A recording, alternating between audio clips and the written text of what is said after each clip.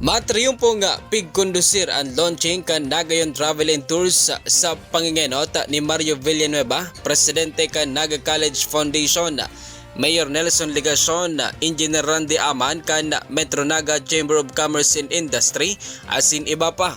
Sigon kay Sir Mario Villanueva, inisarong ideya kan mga estudyante kang NCF magin an pagrear kan sarong kanta na minarepresentar kaini. Dakula man ang magiging paginabang kan na sambit na programa bako sana sa mga estudyante kundi maging sa mga naganyo. Ganun pa man, live na ito, no? People can do their own airline bookings, inbound and outbound. At saka we will be packaging tour packages na gawa ng estudyante. In fact, yung pangalan na gayon is a contest that we did for our students. Yung logo namin is also done by our students. At dapat itong video is also done by our students. Yung composition niya gawa ng volleyball player namin.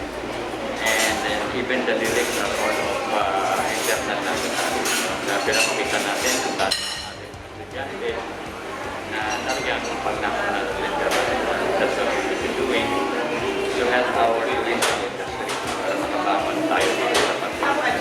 Mientras tanto, dakula man ang pasasalamat ni Mayor Nelson Ligacion sa paglunsar ka na programa ninhulita sa roini sa pwedeng paagi tanganing may promote ang gayon kan syudad di Naga sa mga turista nga minahali pa sa ibang lugar.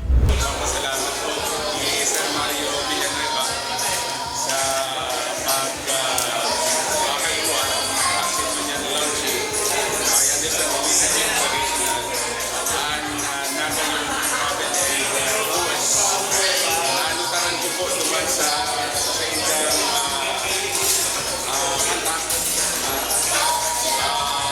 Ang tikot ko po yung ang Naga.